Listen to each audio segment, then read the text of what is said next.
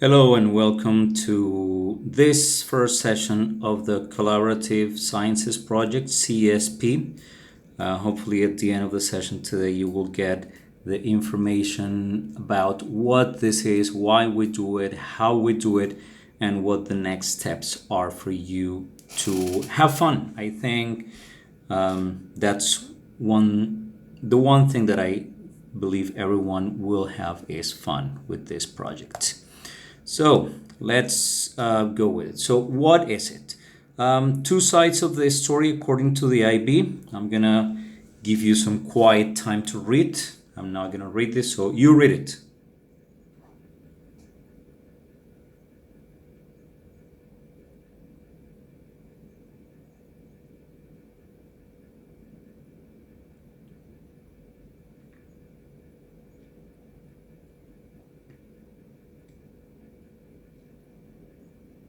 Okay, that should have been enough time.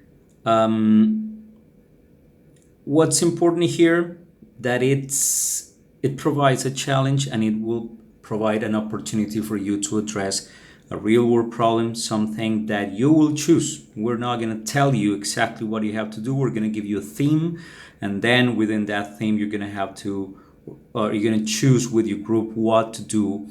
It will allow you to integrate knowledge from other subjects, skills, to use all the skills that you have been learning for this year and previous years. You will use them to approach a project, a problem of your choice. That's according to the IB. According to IB students, I'm gonna let you read it. It's way shorter.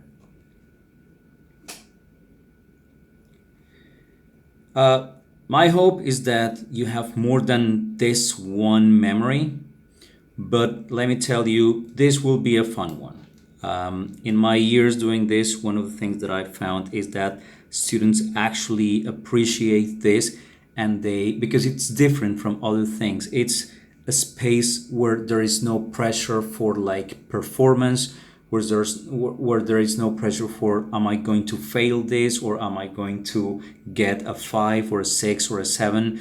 It's just literally find something that you would like to study, get together with some of your peers and do it using your different perspectives. So I think that's fun, and I think you will also find it fun. We'll see. So, what does this all mean to you? Well, first, it means that if you're an IB student taking a subject from the group 4, that is all of you, this is a completion requirement for that course. In the DP pathway and the CP pathway, is the same. You will all have to do it. So everyone in the world does this. Schools do it in different ways, sometimes earlier, sometimes later in the year, but they all do it. And it's a completion requirement. So we will have to show that you did this. We will get there in a minute. It means also that you're going to collaborate with students from other subjects to complete a project of your choice within the theme that will be given to you. This is something different. This is something that is not usually the type of activity that you will have in DP sciences, because they tend to be more like you stay within your subject. You talk about ESS, you talk about physics, you talk about bio. Yes, you could bring some knowledge from other subjects into your bio lesson, into your ESS lesson, that it's more interdisciplinary in that way. But this is something where you will actually get to collaborate with all of them, with hopefully students from at least 3 or maybe 4 more subjects. So it's a nice opportunity to do this. What are we aiming at? Well, I think the most important idea is do something that it's interesting. Do something that has a positive impact. We will talk about that later, but do something that you enjoy. Some of the things that you're going to, or that we aim at with this, is to inquire into a topic of your choice and problem solve. That term inquiry is something that the PYP, if you did PYP, puts a lot of emphasis in. But with time, I believe that it's assumed that you're doing it, but it's not put as like the front page of what you do. So here, that's like the main concept. We're taking an inquiry approach into a problem. Develop and demonstrate collaboration and communication skills. Things are communicated differently in the different sciences, in your different subjects, and this will be a nice opportunity to demonstrate communication skills. And more than anything, this is probably the most important aspect of the project, to demonstrate collaboration skills. Transfers your skill to new concepts beyond your subject. As I was saying before, most of the time in your subjects you are restricting yourself to what the syllabus says, whatever that subject is. But here we're intentionally giving you like an open theme, and then you will select a problem where you might end up doing a little bit of what's done in different subjects. But even if you don't apply specific knowledge, it's not so much about that. It's about transferring the skills from your subject. The way you think in physics, the way you think in ESS, the way you think in DT, those are the things that you're bringing to the table to collaborate and try to find a solution to a problem. Engage with a local or global issue. We will see that anything that you choose to do will need to have a positive impact. So you will need to justify that. Do academic work with peers from other subjects and make connections between those subjects. That's, as I was saying before, this is not something that is done very frequently. Usually your academic work is restricted, but here we're doing something academic and we're doing it together. Right? Bio with chem, with physics, with DT, with ESS, everyone's working towards the same goal. So it's a very important opportunity to do something different. And something that we're going to talk about a little bit later on is share with the community, in particular with your parents. So we're going to talk about why we're doing that this year. In practice, how does this happen?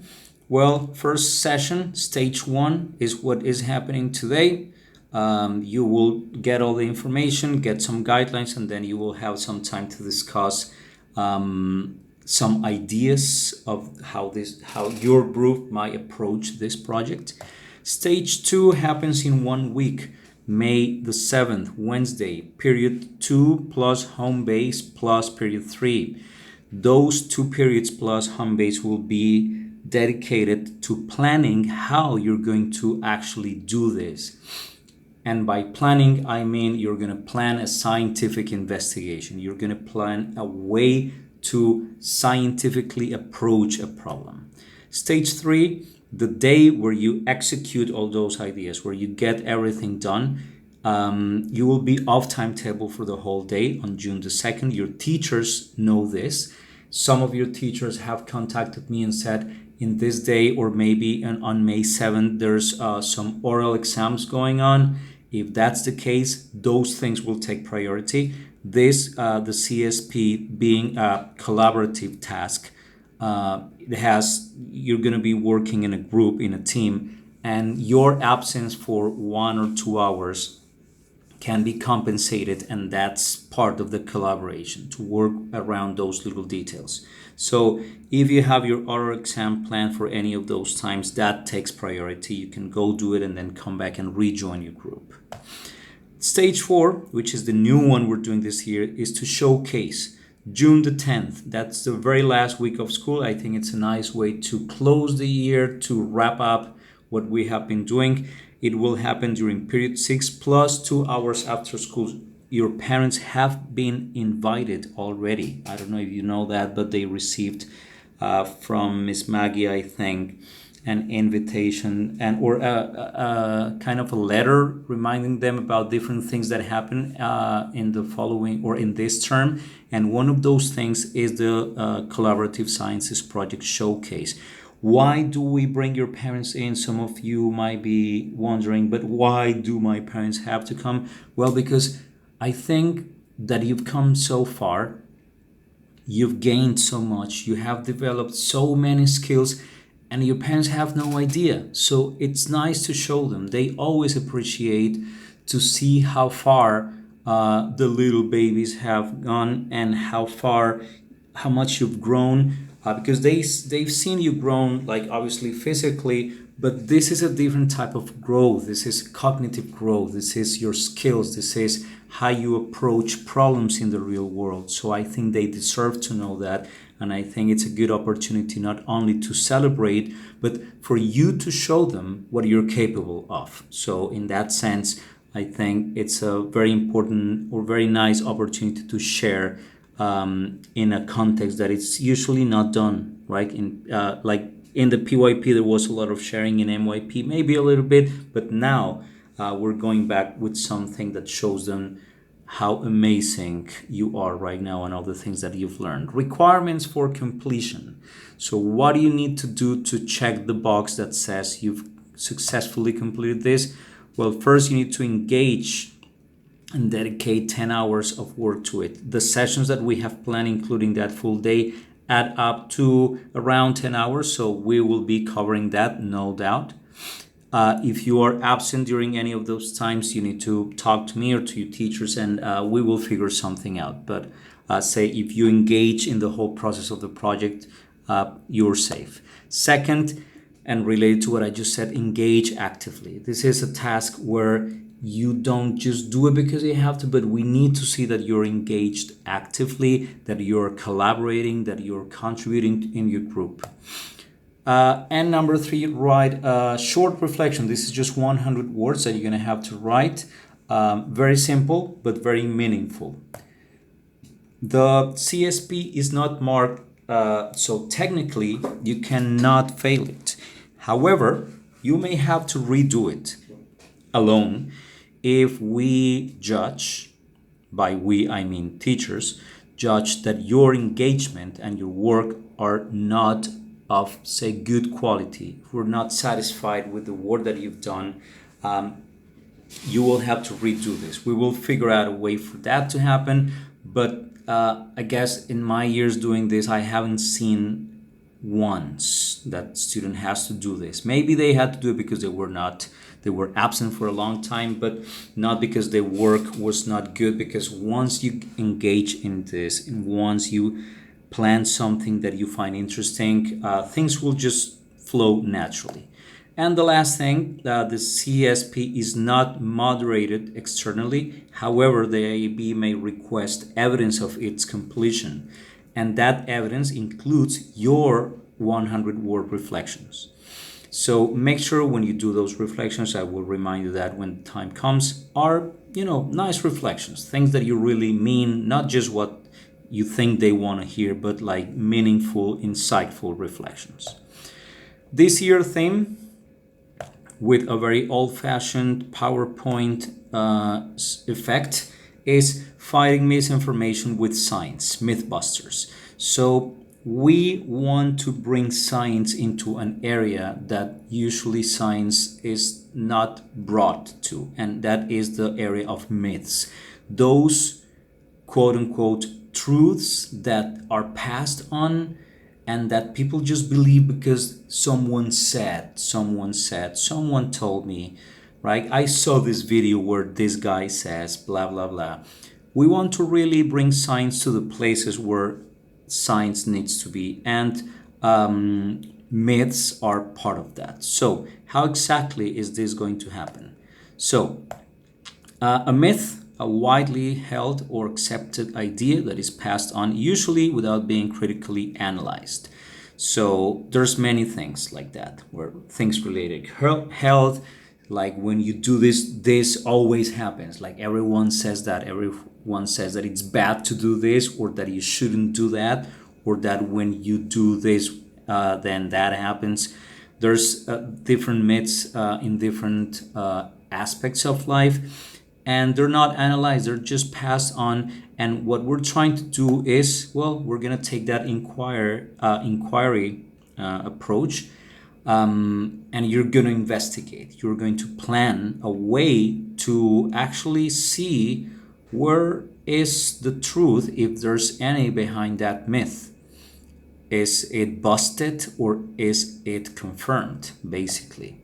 Your task then will be to identify a myth that is widely spread and study it scientifically to shed light on it. How do you study it scientifically? Well, we know this in DT, they call it the design cycle, but it's basically just that idea of identifying an issue, planning a way to solve it, then try the solution, collect the data, analyze it, and see what happened, conclude, evaluate. That design cycle, or the scientific method, however you want to call it, is the way we approach the myth scientifically, with the hopes that we can shed some light and that we can confirm maybe or bust the myth. The second thing that you're going to have to do is to prepare a poster sharing your investigation and your findings with the community. So that's when your parents will see what you did. They will see not only what you did, but how you did it, what your variables were, what your scientific approach is. This is when you get to show off a little bit everything that you've learned, and you show the audience that you can really have a systematic, scientific, bulletproof approach to studying something that people just believe without questioning. So that will be you. How do you collaborate? Two examples that I think will show you how this should not be done and how it should be done. So not like this. Let's say that some group decides to study a myth about cats, whatever myth that is. And then the biologist says, I will talk about the cat's organs. And the physicist says, I will talk about how fast that cat is. The environmentalist says, I'm going to talk about cat conservation. The chemist says, I will talk about the molecules that I found in the different parts of the cat, the bones, the skin, whatever. And then the designer says, I will create a cat food dispenser because I know that's a need that some client needs to solve.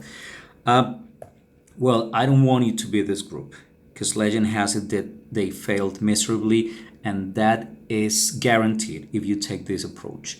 So this approach is an approach where you stay in your little subject box, and I want you to think outside of the box. I want you to approach this collaboratively, not from the physics side, say I only know about velocity and forces and waves and this and that, so I will only do that. And if there's no physics, then you don't contribute. No, you're contributing with your ways of thinking, with your ways to analyze, with your ways of solving problems in physics, and that's the same for the other subjects. So you don't take this approach where you break things into subjects and then you go and do the physics, you go and do the chemistry, but you work together. So how do you work together? You work together by looking at what you want to study and then using your own skills. That's where your individual contribution comes, to look at the project for different at the project, or at the myth in this case, from different perspectives. Then you share your ideas, you propose ways maybe to measure, to analyze data.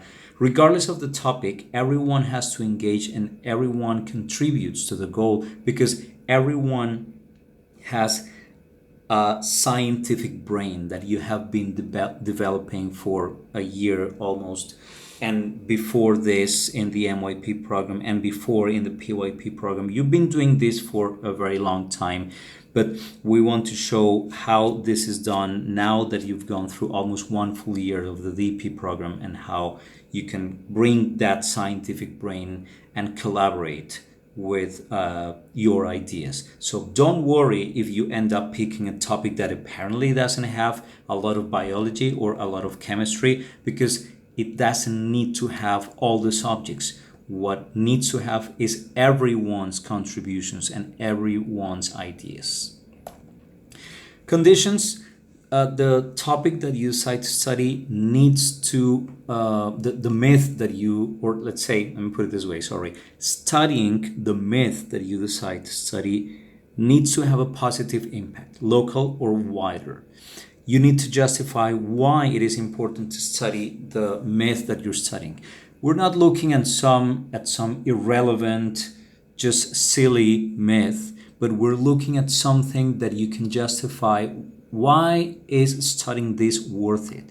What good am I doing in the world by bringing science to clarify what is the truth or what is not true about this particular myth. So this is probably the most important part. You want to engage with something that will have an impact. It must be safe to study and doable. So we're not going to go crazy. We're not going to have a project that tries to achieve cold fusion in the classroom. We're going to do something that is meaningful in the scale where this myth is spread, right? Might be just your friends, might be the country, might be the community, the larger community of, teenagers in the world. I don't know. You think about it, but it doesn't need to be too crazy. You should be able to collect or gather your data in one day.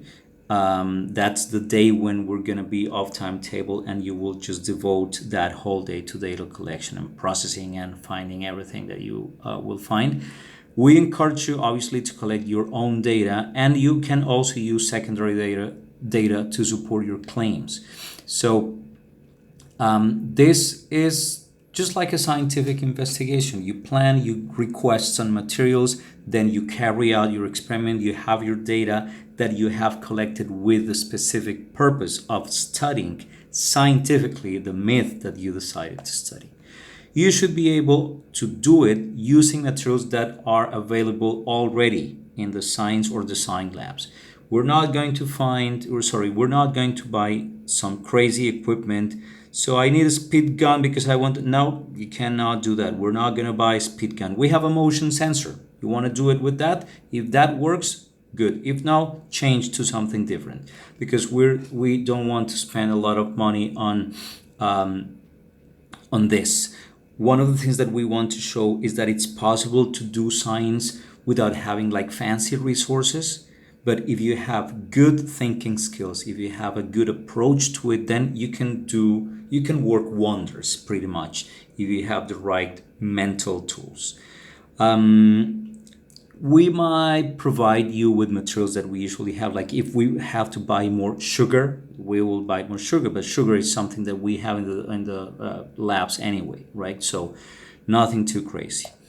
What now? Well, now that you have all this information, now that you have this idea of how things are going to work, you are going to spend the rest of this lesson talking to your group, discussing ideas. What if we do this? Maybe you take some time to do some research and you find that this myth is super interesting, that it would be super cool to study it. Then you decide to go for that one. Or you come up with a list of maybe 3 or 4, and then you say, okay, our homework will be to look into these 4 and evaluate which one is more doable. You can ask your teachers, you can ask anyone, right? But you need to use this time to brainstorm a little bit about that. Ideally, walk out of the room with some ideas already that you're going to explore further, some potential myths that might be what you study for your CSP. The other thing that will happen now is, if you don't have a group, please approach any of the science teachers in the room and ask them for help. They will assign you to a group, or they might put the 3 or 4 people that do not have a group yet. They might put them together. They will figure it out, but you need to make sure you have a group. The groups will be only 4 people, and I think maybe one group of 3. It's according to the numbers that I had what's going to happen. Can we have groups of 5? No, but my 5 friends, no. Groups of 4 or one group of 3. That's, I think, how it's going to work. But you have to aim for 4 people, okay?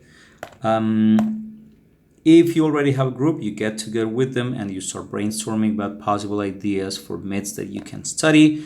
The next week, during the 2-hour session plus home base, you're going to actually complete a form where you will basically submit your idea for consideration, and we will approve it, and you will have your list of materials there, and then our lovely lab technician, Miss Oy, she will prepare all of that for you so you can actually do your experiment on June the 2nd. Information about the requirements for the poster in particular and the presentation to parents will come later. So you will get that when the time is right. For now, just go and get to work. Thank you for listening and have fun discussing.